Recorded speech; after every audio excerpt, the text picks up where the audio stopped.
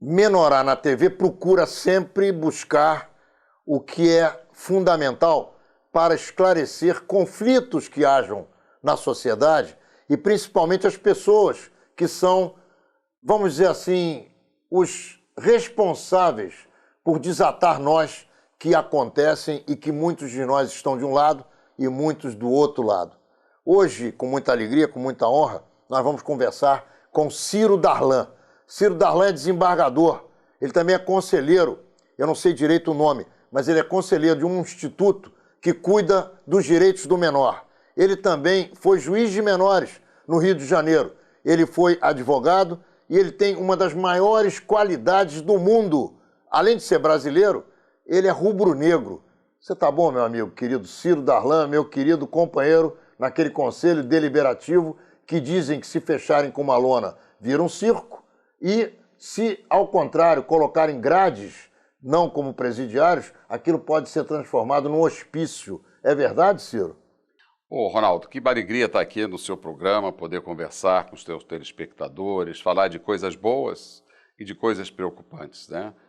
O nosso Flamengo é uma coisa boa que nos une, quer dizer, é o nosso elo de ligação maior, que nos irmana, que nos faz irmãos rubro-negros, acima de tudo rubro-negros, apesar dos pesares rubro-negros, mas é muito bom estar aqui ao seu lado, poder conversar com seus telespectadores e torcer para que o nosso Flamengo saia dessa crise institucional, dessa falta de autoridade, dessa falta de comando, mas, sobretudo, dessa falta de respeito às tradições rubro-negras e ao maior patrimônio do Flamengo, que é a sua torcida, né?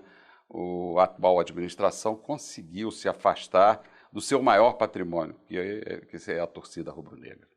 Menorá na TV, entrando no ar mais uma vez. Ciro Darlan, você tem participado do noticiário em determinadas circunstâncias que poderiam ser chamadas de situações polêmicas. Você soltou os black blocs que estavam presos, ou aqueles que se dizia que eram black blocs, você vai explicar isso um pouquinho mais à frente, e mais recentemente o Ministério Público pegou no teu pé por você ter feito críticas à instituição do Ministério Público no Brasil. Vamos começar com os black blocs. Como é que você vê o mascarado violento nas manifestações, entre aspas, pacíficas de rua no Brasil inteiro? Vamos começar, Ronaldo, por essa questão de polêmicas, né? Por que as pessoas me entendem como um cidadão polêmico? Eu comecei o meu trabalho no Rio de Janeiro como juiz da infância e da juventude em 1990, quando entrou em vigor o Estatuto da Criança e do Adolescente. O Estatuto da Criança e do Adolescente é uma lei revolucionária, é uma lei que revoluciona os costumes no Brasil. O nosso país é um país de povo colonizado e que se habituou a tratar mal as suas crianças, ou seja, tratar mal a sua semente. Porque se você não cuida do seu jardim, essas árvores nascem tortas, como o ditado popular, o pau que nasce torto não tem jeito, morre torto. E o que o Estatuto da Criança e do Adolescente traz é justamente a novidade de você tratar bem a sua criança. Independente dessa criança ser o seu filho, o seu neto, correr o seu sangue nas veias dessa criança. Toda criança brasileira é sujeito de direito. Isso é uma revolução. E você ter a tarefa de implantar uma nova doutrina, a doutrina da proteção integral para crianças de rua, crianças de favela, crianças empobrecidas. Isso todo mundo quer para as suas crianças, para as suas filhas, para os seus filhos, para os nossos netos. Nós queremos o melhor. Nós queremos o melhor médico, nós queremos a melhor escola, nós queremos o melhor lazer. Mas quando se trata do filho dos outros, cada um que se dane futebol clube. Não é bem assim que a banda toca. E como juiz da infância e da juventude, eu comecei a cobrar a responsabilidade da família, do poder público, da sociedade como um todo, né? Não devemos tratar pessoas como lixo, né? Dá um exemplo do que você está falando aí, porque o telespectador, ele às vezes está desligado, mas quando o exemplo aparece, ele se liga. Por exemplo, por que tem crianças na rua, né? É uma coisa grave que incomoda a todos nós, que incomoda o morador do Rio de Janeiro. mas não é motivo para tratar como lixo, para ser recolhido. Vamos buscar a origem. Tem crianças na rua porque o poder público não constrói creches suficientes. No Rio de Janeiro, há uma deficiência de mais de 300 creches que o governo do Rio de Janeiro, do município do Rio de Janeiro, deveria ter construído para que as mães pudessem colocar os seus filhos, as mães pobres colocar os seus filhos pobres, e essas mães pudessem trabalhar.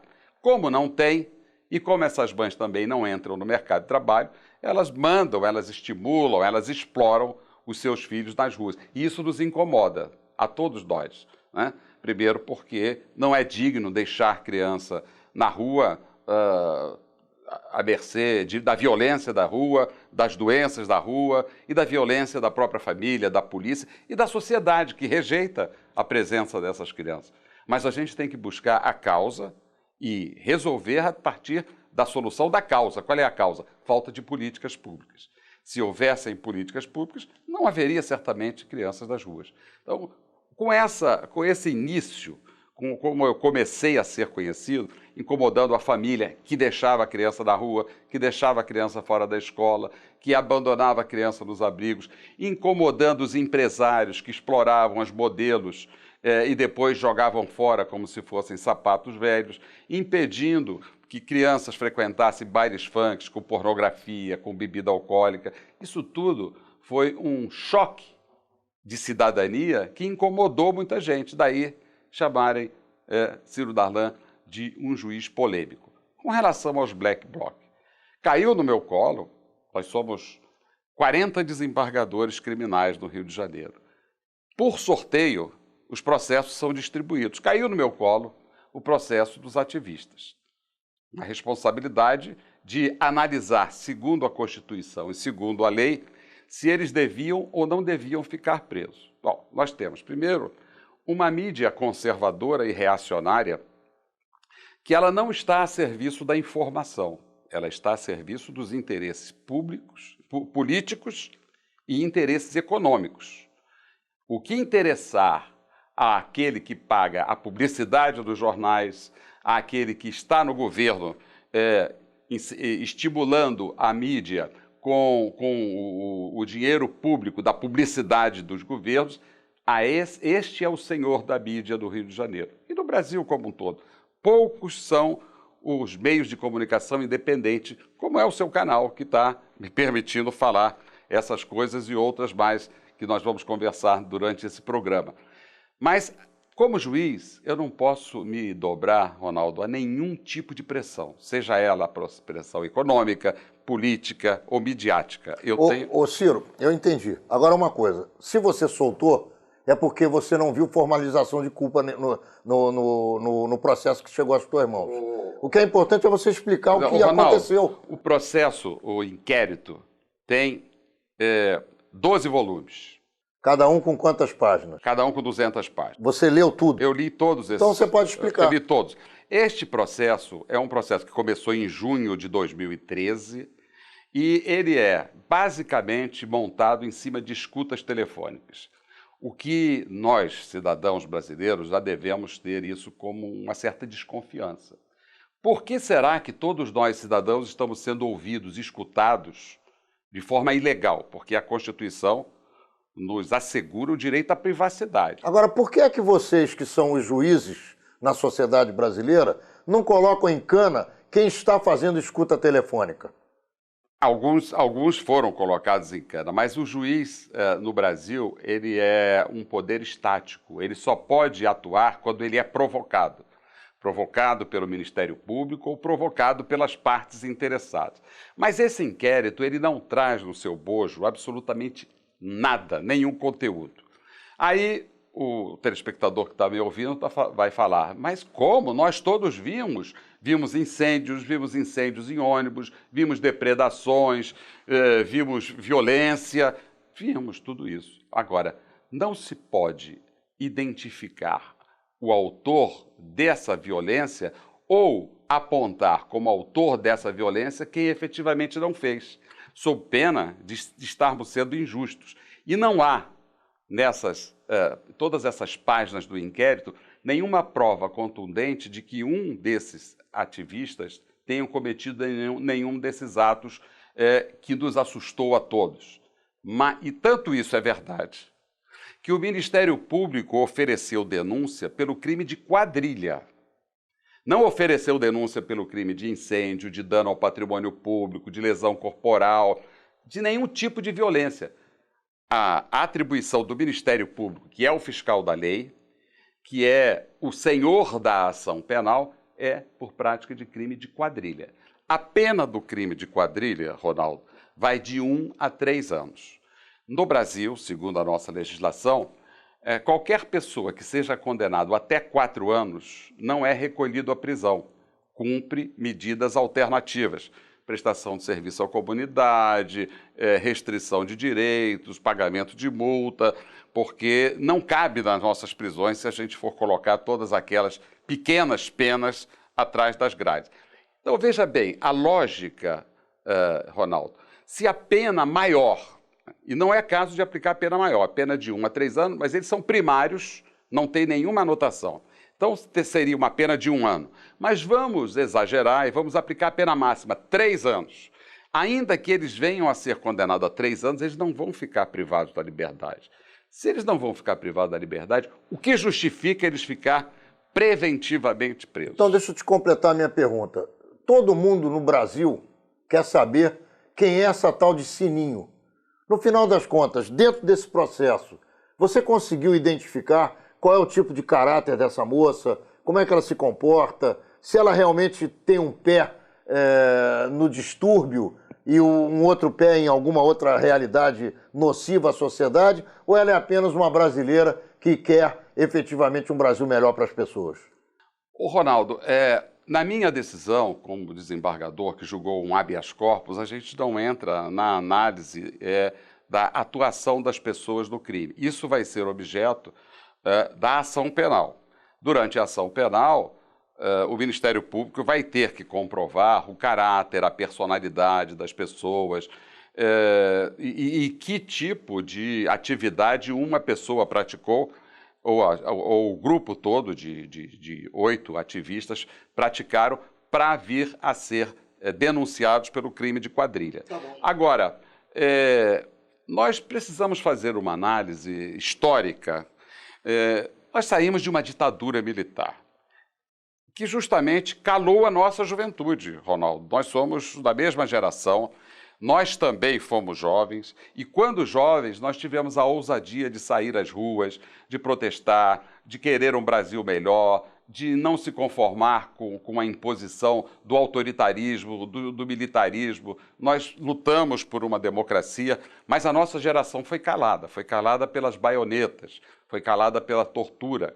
Muitos brasileiros da nossa idade morreram porque queriam lutar por um Brasil melhor. Tá bem, senhor, muitos mas outros foram presos, outros foram exilados. Hoje nós vivemos num regime democrático, é diferente. Não, mas hoje você vota, você tira governante, você mantém o governante, você elege vereador, deputado, senador, presidente da República. Então, é diferente da nossa época. É verdade, mas o que aconteceu? Com esse período em que a nossa geração foi calada, as gerações que se sucederam também permaneceram no silêncio.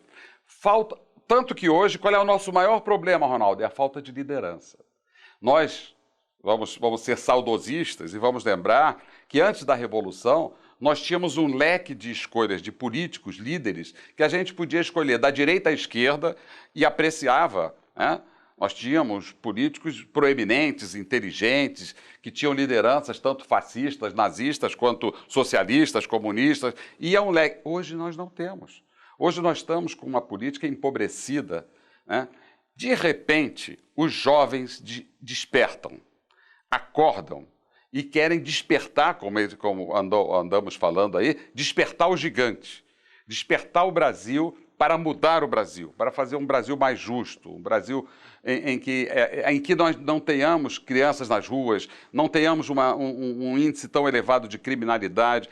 Nós somos o terceiro país que mais prende no planeta. Não tenhamos tanta gente presa, tanta gente encarcerada, tanta gente inútil causando danos econômicos à sociedade, porque cada pessoa que você bota atrás das grades, você, eu, nós temos que sustentar. A sociedade tem que se dar conta disso, porque quando nós colocamos uma pessoa atrás das grades, nós estamos nos punindo, porque o nosso imposto aumenta, o dinheiro do nosso imposto, que podia estar sendo investido em saúde, em educação, em lazer, é desviado para a segurança pública, para prender mais gente. Então, quando essa juventude começa a despertar, o governo atual, que se diz democrata, que veio de uma lição de perseguição, de repente desperta de novo o exército, coloca o exército nas ruas. Quando você podia imaginar que um governo de esquerda, um governo do PT, pudesse botar o exército na rua? Mas, ô Ciro, olha aqui, nós estamos encerrando o primeiro bloco. Eu vou fazer uma colocação, vou encerrar e você vai voltar no segundo bloco, exatamente do momento em que nós estamos parando aqui a conversa. Tudo isso que você fala é corretíssimo, mas como evitar que manifestantes deteriorem o patrimônio público e avancem sobre o patrimônio privado? Não saia daí. Já já voltamos com Ciro Darlan, que dá um show de pensamento dentro daquilo que ele conhece e principalmente dentro daquilo que ele é obrigado a julgar a partir da função de desembargador que ele exerce com toda a qualidade que ele trouxe da advocacia, do juizado de menores e do conselho em direção ao direito, à proteção do direito do menor. Não saia daí, Ciro Darlan, já já de volta com as colocações importantes para que a gente saiba como pensa esse desembargador do Estado do Rio de Janeiro. Ciro, como controlar a violência das manifestações e depois como é que se chega à questão do Ministério Público que não gosta que você reclame deles e te processa? Ronaldo, ninguém gosta de violência. Aliás, nós temos que tratar essa questão da violência no mundo inteiro, né? A violência está espalhada no mundo inteiro. A violência está no homem. Onde tiver o homem, vai haver violência. Mas nós temos que combater todas as formas de violência. É inaceitável qualquer tipo de manifestação seguido, ou acompanhado ou através da violência. Isso ninguém pode, em sã consciência, aprovar. Mas é preciso identificar de onde vem a violência. Quem atira primeiro? Quem dá o primeiro tiro? E nós sabemos que nós temos uma polícia muito mal preparada, né? A polícia que mais mata nas grandes cidades é a polícia do Rio de Janeiro. Não é uma polícia confiável. Você está vendo todo dia policiais militares envolvidos em homicídios, em atos de corrupção, em atos de violências covardes, como o assassinato de adolescentes, como atos de estupro de mulheres, praticadas por quem a sociedade espera que lhe garanta a paz. Nessas manifestações não tem sido diferente.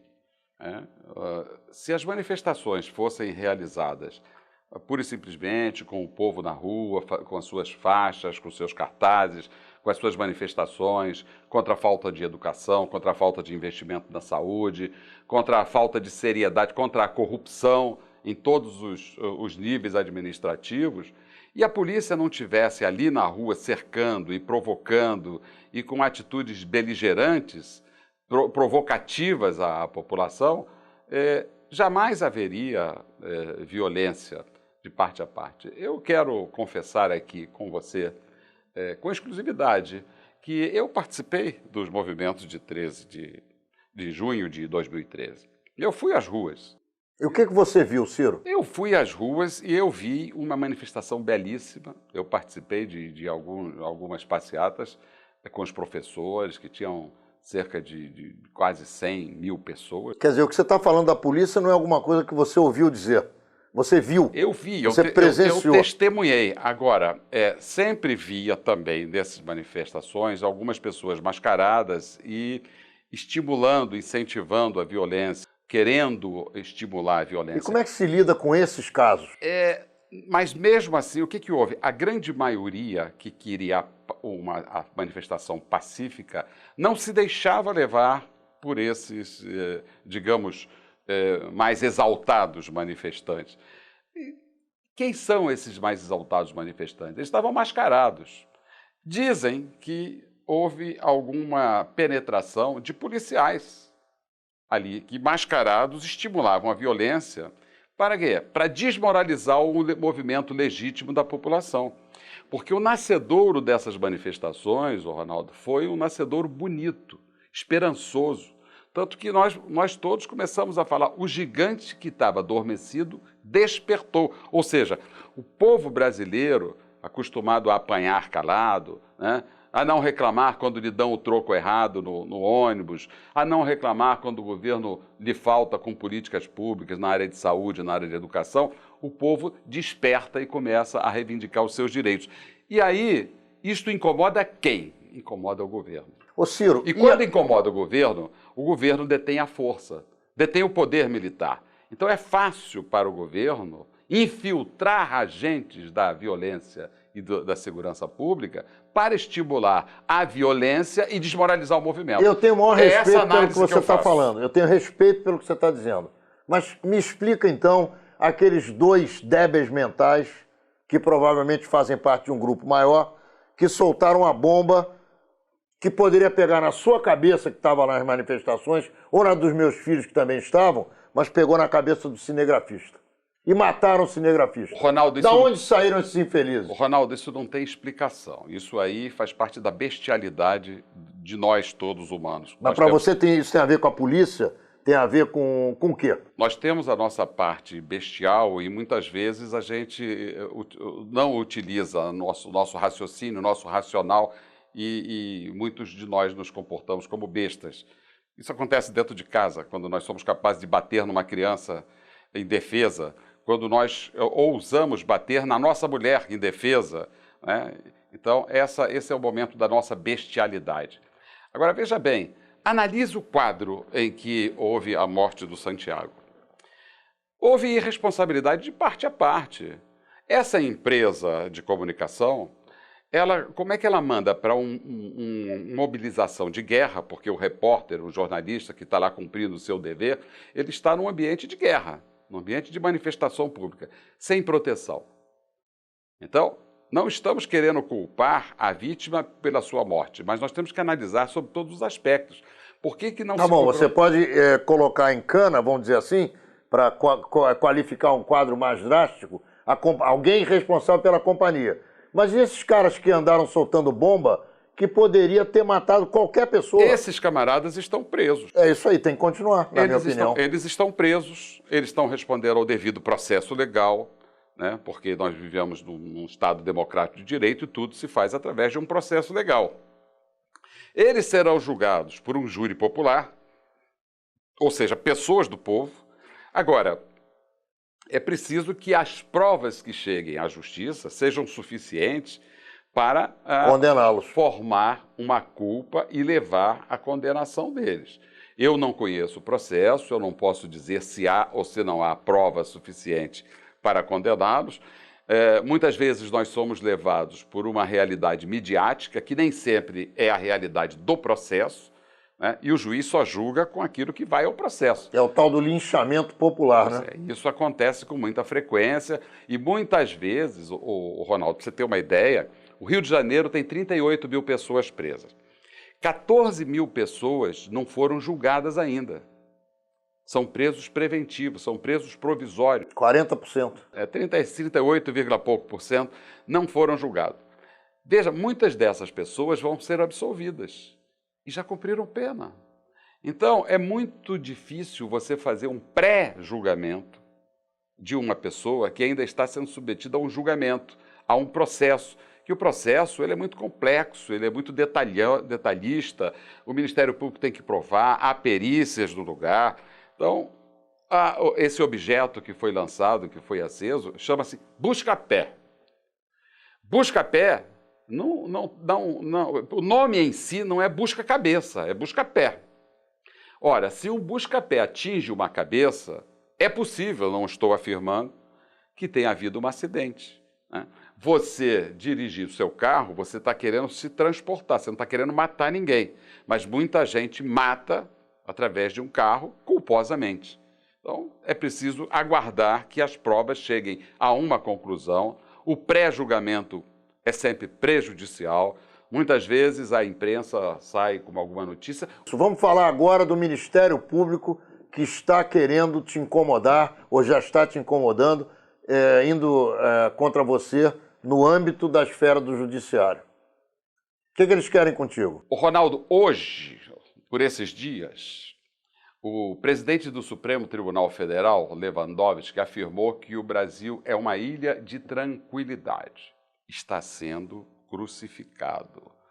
Todo mundo está dizendo que o ministro errou, que o ministro não pode falar isso, que isso é uma vergonha, isso é uma falta de responsabilidade.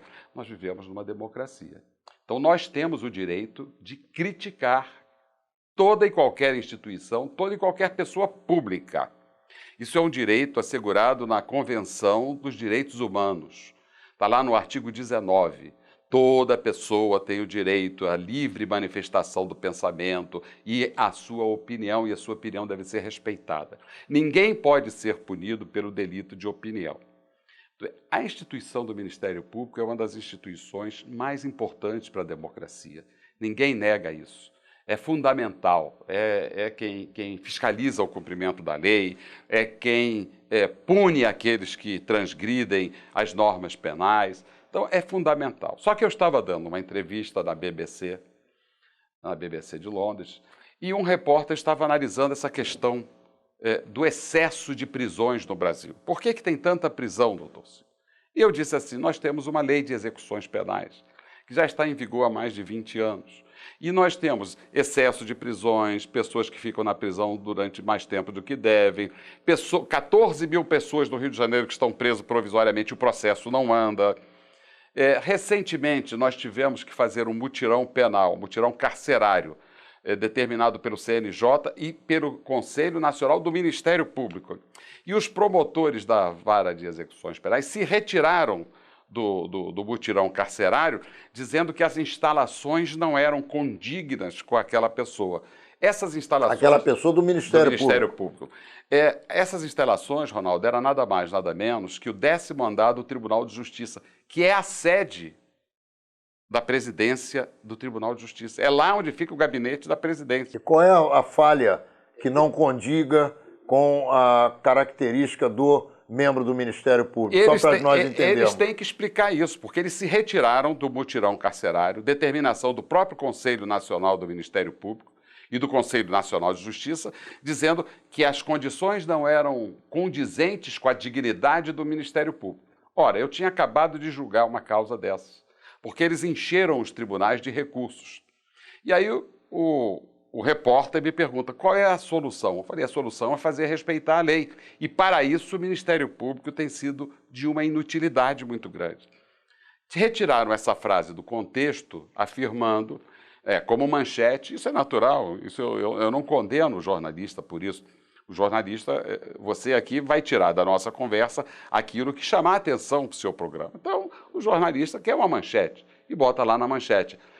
Desembargador Ciro Darlan diz que o Ministério Público é inutilidade. Isso fora do contexto é ofensivo, né? Embora eu tenha esse direito de fazer. Eu sou um cidadão brasileiro. Assim como eu ouço críticas, todo mundo está fazendo crítica à justiça todo dia. Você mesmo pode afirmar, como cidadão, a justiça é lenta, a justiça é seletiva, a justiça é cara, a justiça só pune os pobres. Você pode, todo cidadão pode. E eu também, como cidadão, posso fazê-lo, e o fiz. Agora, fiz dentro de um contexto em que nós estávamos questionando a responsabilidade do Ministério Público no excesso de prisões, porque eles são fiscais da lei. E eles têm a responsabilidade de impedir que esses excessos ocorram. Qual é o fulcro da investida do Ministério Público contra o desembargador Ciro Darlan? Qual é o objeto da investida Ronaldo, dele? eu incomodo muita gente. Eu sou um cara chato, né? Você também. Mas eu gosto de você, Ciro. Você também. O que eu posso fazer? Vai ver que esse é o meu defeito. Pois é, então gostar de você. Eu acho que é mais uma afinidade nossa. Nós falamos a verdade, nós não temos papa na língua.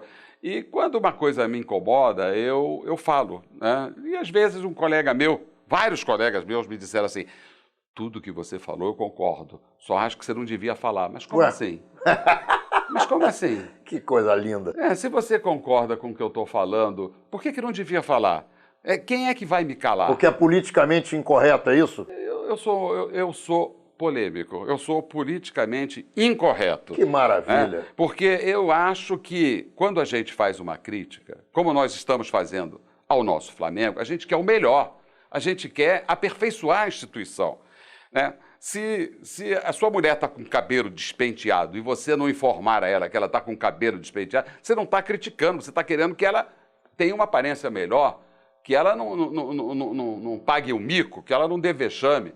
Então, quando a gente faz uma crítica à instituição, a gente está querendo o bem daquela instituição. Não é para humilhar. Não é... Agora, se as pessoas não sabem viver democraticamente num país em que a crítica é um direito de todo cidadão, então vão viver numa monarquia, porque não é numa república que uma instituição vai andar cheia de não me toques, ninguém pode falar dessa instituição porque ela está acima da lei e do bem e do mal. Não é verdade. Esse é Ciro Darlan, desembargador rubro-negro. Ele quer conversar comigo sobre o caso do Luiz Antônio. Você sabe quem é o Luiz Antônio? É um grande jogador que o Flamengo tem, mas que parece um vagalume. Ele acende e apaga, acende e apaga, acende e apaga. Às vezes joga muito bem, às vezes parece que não está em campo. Você sabe por quê? Porque ele está cheio de minhoca na cabeça. E é sobre o Flamengo que eu vou conversar com o desembargador Ciro Darlan no terceiro bloco, porque nós estamos encerrando o segundo bloco de Menorá na TV com esse desembargador, que é uma criatura boníssima, tem um coração que mais parece um trem da Supervia, um trem moderníssimo da Supervia, e ele vai contar pra gente qual é a tristeza que ele vem sentindo no coração com o clube do coração dele, que é o meu também. Já já voltamos no terceiro bloco de Menorá na TV com as mazelas do Clube de Regatas do Flamengo. Ciro, eu tenho 65 anos de idade. Não vou te perguntar a tua idade. Comecei a me apaixonar pelo Flamengo no ano de 1953. Portanto, eu tinha 5 anos de idade. Foi o primeiro ano do tricampeonato de 53, 54 e 55, que veio a ser o segundo tricampeonato do Flamengo. Nunca vi, nesses 60 anos de amor, o Flamengo na última colocação de um campeonato. O que parece isso a você, Ciro? Mas me responde isso depois. Vamos falar primeiro do Luiz Antônio. O que você ia dizer do Luiz Antônio? O Flamengo parece que o trem descarrilou. Colocaram lá motorneiros que não conhecem o caminho, não conhecem a tradição do Flamengo e não valorizam o patrimônio maior do Flamengo, que é a sua torcida. Como, por exemplo, no caso do Luiz Antônio. O Luiz Antônio é um jovem atleta promissor e que não está tendo, como nenhum dos atletas do Flamengo, o carinho, o cuidado que é necessário no desenvolvimento de todo jovem. Todos os jovens, sobretudo os jovens atletas, que começam a ganhar muito dinheiro, muito cedo, e que vêm de origens humildes, eles precisam, Ronaldo, você um dia vai ser presidente do Flamengo, e eu sempre falei nas administrações anteriores, né? O Kleber Leite, o Márcio Braga, repeti com Patrícia, onde eu tinha uma certa influência, mas não foi suficiente para sensibilizá-la. É preciso fazer um acompanhamento psicológico com esses jovens atletas. E não é um acompanhamento psicológico com os atletas apenas, é um acompanhamento psicológico com as famílias desses atletas. Porque muitas vezes, como é no caso do Luiz Antônio, não é o atleta, mas o atleta veste a roupa do Flamengo, então ele passa a ser a notícia. Na verdade, o problema está na família desse atleta. O Luiz Antônio foi levado pelo advogado dele à delegacia e o delegado não apresentou nenhuma acusação contra esse rapaz. Ele serviu como testemunha de um processo, de uma investigação. E, no entanto, como ele veste a camisa sagrada do Flamengo, os jornais todos, a mídia toda, saiu denunciando que ele tinha relações com milicianos. O que compromete a imagem do garoto, o que compromete a imagem, prejudica o seu desenvolvimento esportivo, compromete a imagem do Flamengo, da instituição, prejudica economicamente para fins de patrocínio e tudo. Então causa um dano enorme que esse delegado deve ser responsabilizado por esse excesso, por ter levado a público uma notícia que não se confirma, e em razão desses danos causados à imagem do Flamengo e à imagem do Luiz Antônio. Mas parece que esse trem que hoje é o Clube de Regatas do Flamengo, não tem sequer uma assessoria jurídica de qualidade. Veja, nós chegamos ao cúmulo de ver o presidente do clube denunciar o próprio clube, dizendo que a torcida havia iniciado um tumulto e quase o Flamengo perde, por causa disso, o mando de campo durante três temporadas. Então, por que o presidente do clube provoca uma asneira dessa? Porque falta assessoria para ele, né? Aliás, qualquer pessoa pode tudo. ser presidente do Flamengo, na sua opinião? Qualquer um? Jeito que é um bom caráter, apanhado no meio da rua, no meio da torcida, ele pode sentar na cadeira de presidente do Flamengo? Olha, isso são consequências da democracia. O Flamengo é um clube, uma associação altamente democrática. Quer dizer, o cara não precisa ter competência para ser presidente do Flamengo. Que acaba por eleger e comprou o gato por lebre, porque a atual diretoria vendeu-se como pessoas muito competentes administrativamente, empresarialmente vitoriosos, né? Isso num verdadeiro estelionato eleitoral, porque, na verdade, o clube hoje está sem dinheiro, com as mesmas dívidas e com um déficit de qualidade esportiva que nos levou à lanterna do Campeonato Brasileiro. Então, nada... E pior, hoje está pedindo os mesmos empréstimos que as administrações anteriores pediam, está invadindo o orçamento das futuras administrações, que era uma crítica que esses bravos e incompetentes empresários que assaltaram a administração do Flamengo prometiam, e estão fazendo tudo às avessas, ou seja, estão repetindo a mesma catilinária das administrações anteriores, cometendo os mesmos erros, e o pior, né? Nós não estamos vendo um time de futebol em campo, nós não estamos vendo um futebol de qualidade. Não está honrando o sagrado manto rubro-negro. Ô Ciro, eu tive 8 meses junto com essas pessoas na administração. Eu não constatei nenhum deslize do ponto de vista lesa Clube de Regatas do Flamengo. Por outro lado, do ponto de vista da administração de certos setores, não posso garantir a você que haja competência, porque os resultados mostram o contrário.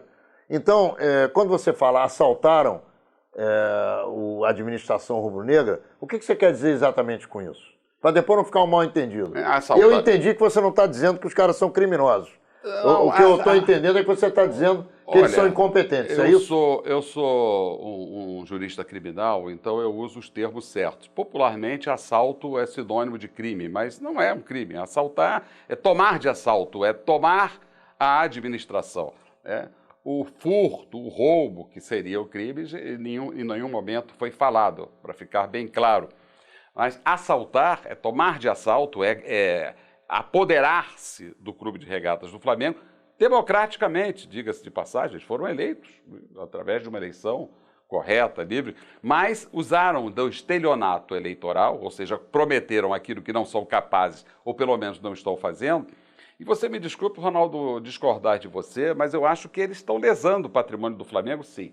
À medida que eles colocam como garantia de dívida o patrimônio, que é o nosso sonho, que é o campo de treinamento do Flamengo, no momento que eles colocam isso como garantia de uma dívida que o Flamengo não pagará jamais, porque o tributo que é cobrado do Flamengo e de todos os clubes brasileiros é impagável, então isso coloca em risco o patrimônio do Flamengo. Em troca de uma certidão de pagamento de dívida para poder ingressar no mercado financeiro, conseguir financiamento, isso pode ter uma boa intenção, mas os resultados não têm sido bons. Tanto assim que, aí sim, a administração anterior está assaltando, aí sim, ouça-se, o orçamento das administrações futuras, como fizeram as administrações passadas. E esse é o grande problema do Flamengo, porque quando entra um administrador, ele não consegue administrar o clube por falta de orçamento, por falta de recursos, né? Porque sempre a despesa é sempre maior do que a receita. Por quê? Porque a receita que seria do dia de hoje, ou do ano 2015, já foi ontem. gasto em 2013, 2012.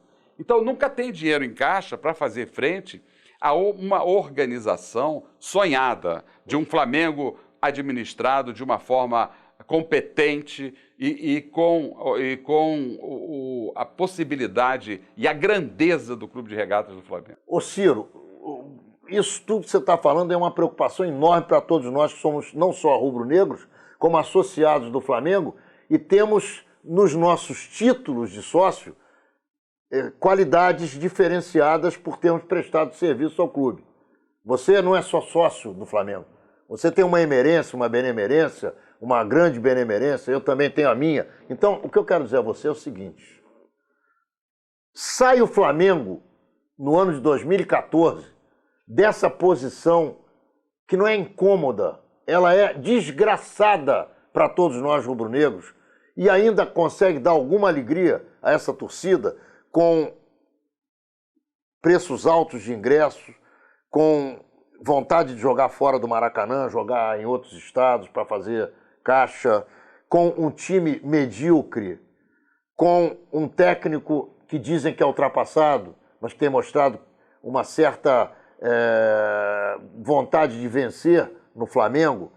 Como é que você sente tudo isso? Quando você liga a televisão para ver um jogo do Flamengo, ou quando você vai ao estádio, você vai com confiança? Não, eu vou muito triste, né? Mas eu torço, né? Como diz o nosso hino, vencer, vencer, vencer. Nós queremos que o Flamengo sempre vença. Independente de quem estiver na presidência, a gente vai torcer sempre pelo Flamengo. Não vou abdicar disso, não vou abrir mão disso.